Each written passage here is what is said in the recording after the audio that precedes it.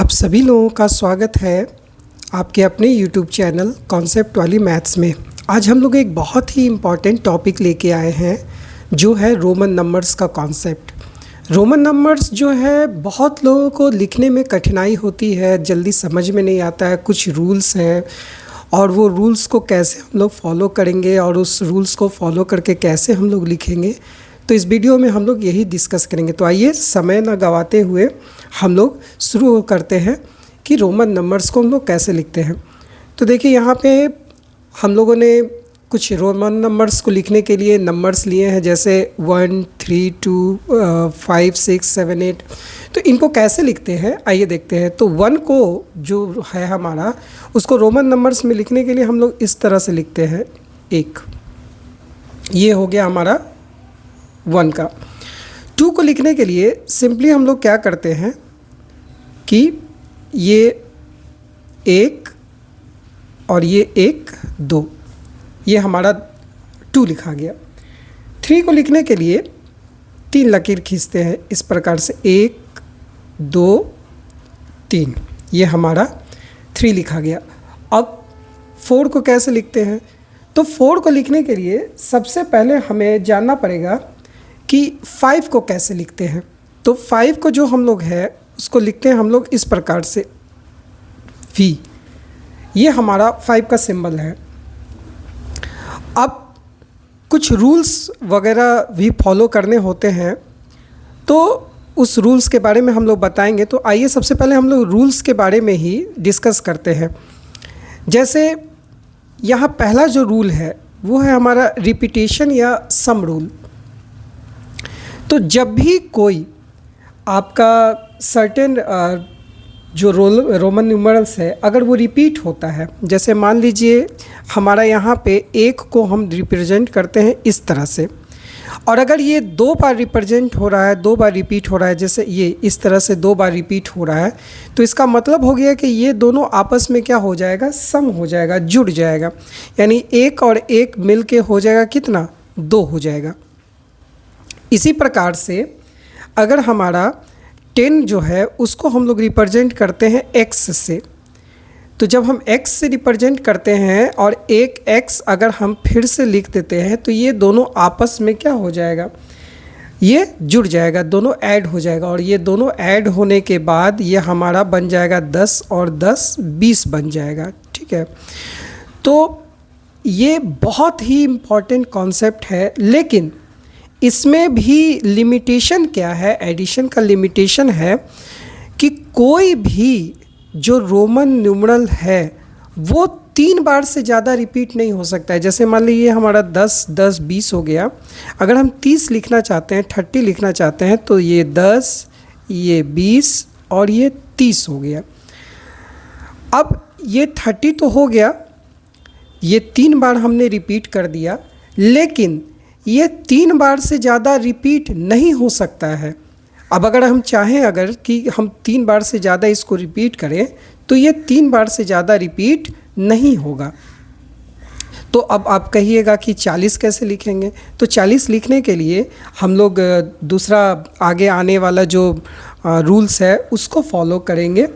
ठीक है, तो याद रखना है कि जब भी 2 आपका न्यूमरल्स जो है वो अगर रिपीट होता है और रिपीट होता है तो आपका वो सम हो जाता है, जुड़ जाता है एक दूसरे से। यानी ये दोनों रिपीट हो रहा है तो 1 और 1 2 हो गया, ये दोनों रिपीट हो रहा है तो 10 और 10 20 हो गया, और मैक्सिमम 3 बार रिपीट हो सकता है। और हाँ, आपका जो 5 को रिप्रेजेंट करता है वो भी से रिप्रेजेंट करता है इस प्रकार से, जो हमारा 50 को रिप्रेजेंट करता है वो हमारा L से रिप्रेजेंट करता है, और जो हमारा 500 को रिप्रेजेंट करता है वो हमारा D से रिप्रेजेंट करता है। और ये तीनों ही जो है अंक जो हैं वो रिपीट नहीं होंगे किसी भी परिस्थिति में, यानी इनका रिपीटेशन नॉट अलाउड है, नॉट रिपीटेड।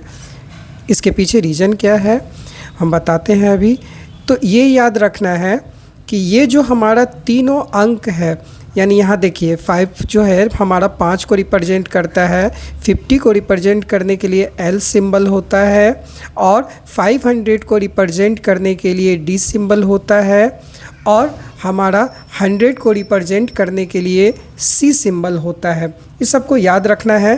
10 को रिप्रेजेंट करने के लिए हमारे पास X सिंबल होता है। ये हमको पहले ही लिख देना चाहिए था, लेकिन ठीक है, अभी हम लिख दे रहे हैं आपको। ये कुछ मेजर्स आपके, और हाँ, और 1000 को रिप्रेजेंट करने के लिए M सिंबल होता है। ठीक है, तो ये कुछ ऐसे प्रमुख सिंबल्स हैं जिनका यूज़ किया जाता है रोमन नंबर्स को लिखने के लिए। तो हमें ध्यान देने की बात क्या है कि पहला रूल हो गया कि जब भी दो या दो से अधिक जो है, यानी 3 से ज़्यादा नहीं, अगर रिपीट होता है तो वो आपस में ऐड हो जाता है, और ये रिपीटेशन 3 से ज़्यादा नहीं होगा। दूसरी बात, V, L और D इनका रिपीटेशन नहीं होगा। इसलिए नहीं होगा क्योंकि 5 का अगर रिपीटेशन होता है तो 5 और 5 10 होगा, लेकिन 10 के लिए ऑलरेडी एक सिंबल दिया हुआ है, बना हुआ है, इसीलिए इनका रिपीटेशन नहीं होगा। L जो है 50 को डिनोट करता है, और अगर इनका रिपीटेशन होता है तो आपका 100 होता है, बनता है, तो 100 के लिए तो ऑलरेडी बना हुआ है, हमारे पास सिंबल दिया हुआ है। इसी प्रकार से D यानी 500 जो है, इनका भी रिपीटेशन नहीं होगा क्योंकि इनका भी ऑलरेडी सिंबल बना हुआ है। अब आइए, तो इस प्रकार से ये हमारा जो हो गया कि रिपीटेशन का रूल हो गया कि जब रिपीट करेगा तो हमारा सम हो जाएगा, और ये रिपीटेशन 3 तक ही अलाउड है, 3 के बाद ये रिपीटेशन अलाउड नहीं है। अब आती है बात एक दूसरे रूल की, जिसमें सम ऑफ नंबर्स का ही एक है, लेकिन इसमें क्या है कि जब भी कोई रोमन नंबर्स को हम रखते हैं किसी ग्रेटर वैल्यू, यानी अपने से ज़्यादा वैल्यू के बाद, अगर हम किसी ज़्यादा वैल्यू के बाद उसको रखते हैं तो उन दोनों का सम हो जाता है। तो यानी टोटल जो रिजल्टिंग हमारा न्यूमरल्स है वो उन दोनों का सम के बराबर होता है। अब यहाँ जैसे देखिए, ये हमारा 1 है, ये 1 को रिप्रेजेंट हम कर रहे हैं, और इसको हम रखे हैं ये 5 के बाद। ये 5 के बाद अगर हम रख रहे हैं तो ये इन दोनों का क्या हो जाएगा, इन दोनों का सम हो जाएगा, यानी ये डिनोट करेगा किसको, 6 को डिनोट करेगा, 6 नंबर को रिप्रेजेंट करेगा।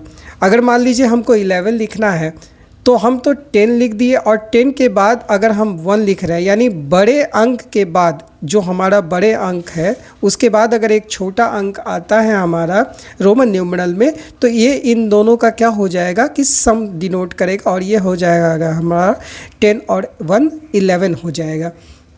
इसी प्रकार से एक और एग्जांपल लेते हैं। अगर मान लीजिए हमको 16 लिखना है तो 16 हम कैसे लिखते हैं। 16 लिखने के लिए हमारे पास तरीका क्या है कि पहले हम 10 लिखें, फिर हम क्या लिखें, 5 लिखें, फिर क्या लिखें, हम 1 लिखें, क्योंकि ये ही तो सिंबल से 16 बनेगा ना।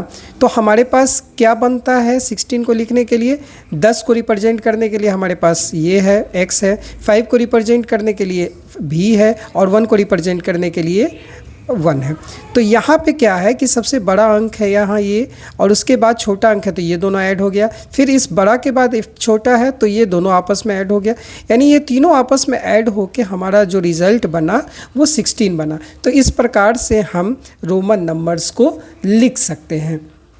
अब आइए, एक डिफरेंस का नियम है, डिफरेंस ऑफ नंबर्स है, वो क्या है कि अभी तक तो हम देख रहे थे कि कोई बड़े अंक के बाद अगर कोई छोटा अंक प्लेस हो रहा था तो वहाँ पे सम हो रहा था, लेकिन अगर कोई बड़े अंक के बाद, अगर बड़े अंक के पहले अगर कोई छोटा अंक आता है तो वो क्या होता है, तो उस केस में क्या होता है, अभी बड़े अंक के बाद अगर कोई आ रहा था तो वहाँ पे सम हो रहा था, तो इसका रिवर्स हो जाएगा, उल्टा हो जाएगा। यानी अगर बड़े अंक के पहले अगर कोई छोटा अंक है तो उस समय हमारा बड़े अंक में से छोटे अंक को माइनस कर देंगे, और तब जो रिजल्ट आएगा वही उस रोमन नंबर का आपका रिजल्ट होगा। जैसे मान लीजिए हमको यहाँ पे दिया हुआ है, ये हम लिखे 5, और इसके पहले ये 1 लगा हुआ है, यानी बड़े अंक के पहले एक छोटा अंक है। यहाँ पे देख रहे हैं ये बड़ा अंक है और इसके पहले हमारा एक छोटा अंक है। तो इसका रिज़ल्ट क्या होगा? तो इसका रिज़ल्ट होगा हमारा बड़े अंक में से छोटा अंक माइनस करने के बाद, यानी 5 में से 1 माइनस कर देंगे और तब जो होगा वो हमारा हो जाएगा 4।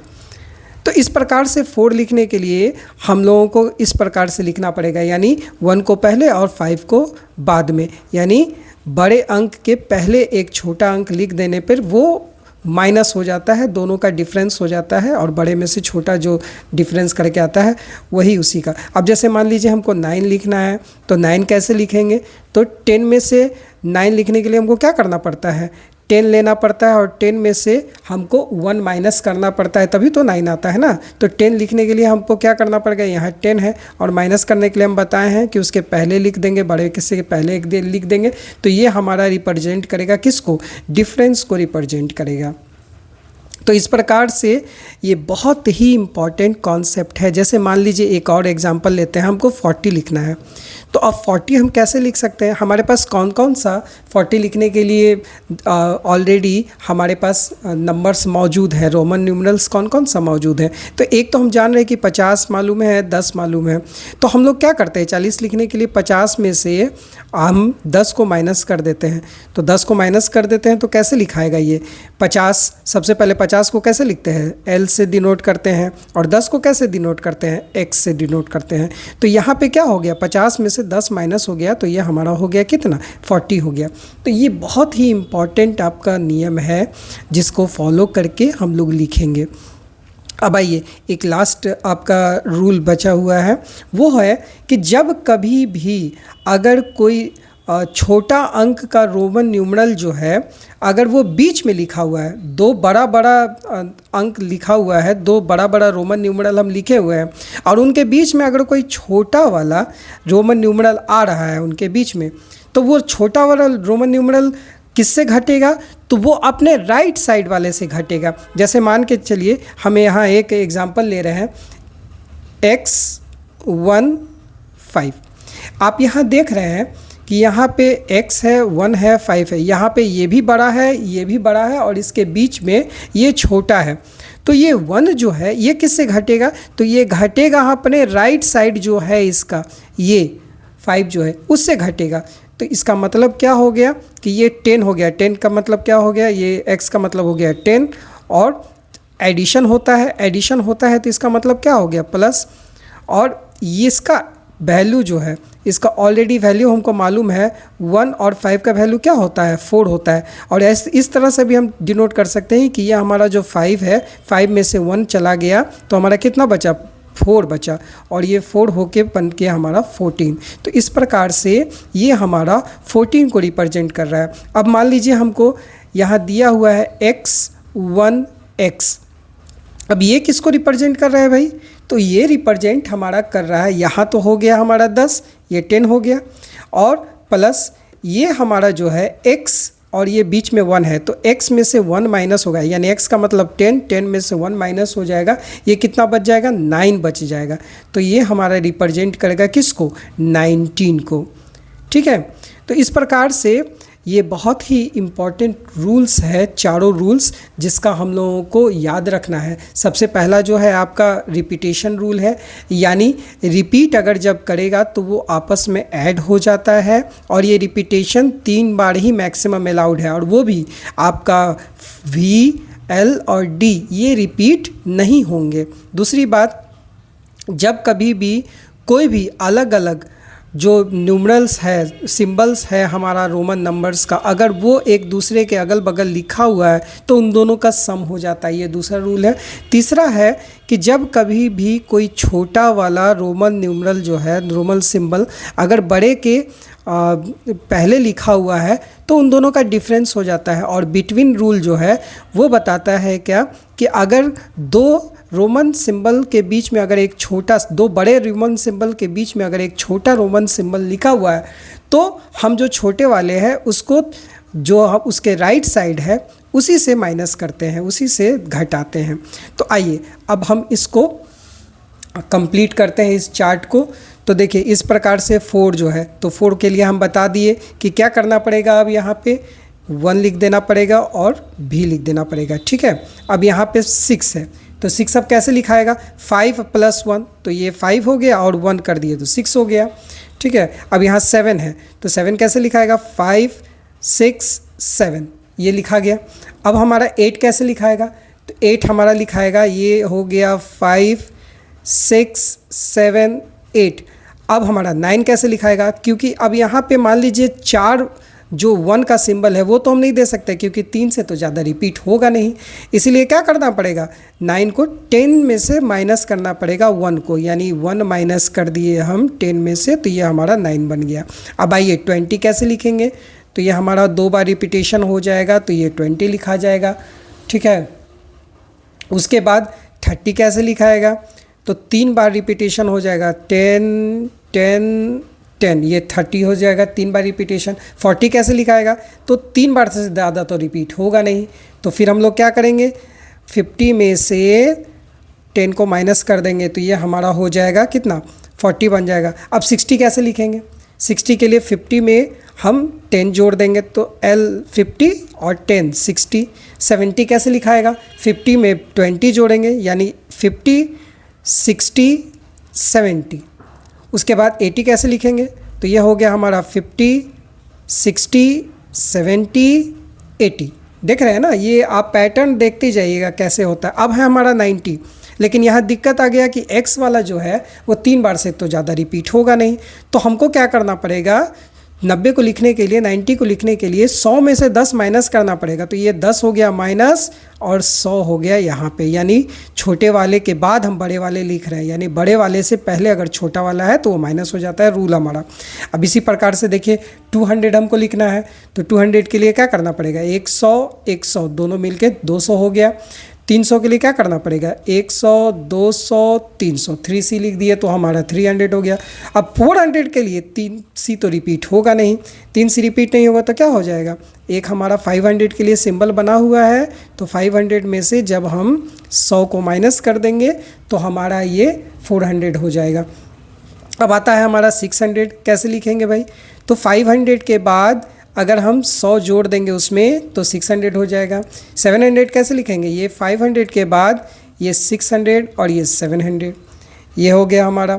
अब आता है हमारा 800, कैसे लिखेंगे, तो इसी प्रकार से हम 500 के बाद 3 हमारा लगा देंगे 100 का, तो हमारा 800 हो जाए। अब हमारे पास आता है सवाल कि 900 कैसे लिखेंगे, 900 कैसे लिखेंगे, तो 900 लिखने के लिए 1000 में से 100 माइनस कर देंगे तो हो जाएगा ना, तो ये हमारा 1000 में से 100 जब हम माइनस कर दिए तो हमारा 900 बन गया।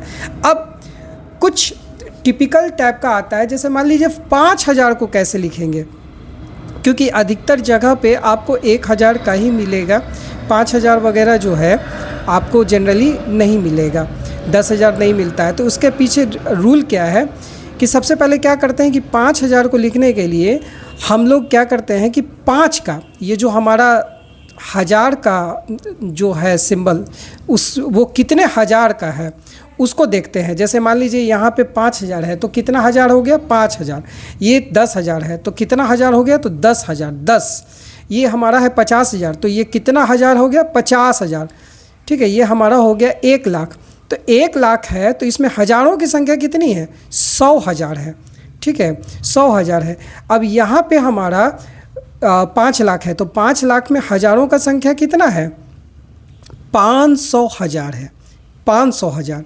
ठीक है, अब यहाँ पे भी आप देख रहे हैं कि 10 लाख है तो 10 लाख है तो 10 लाख में हज़ारों का संख्या कितना है, 1000 है।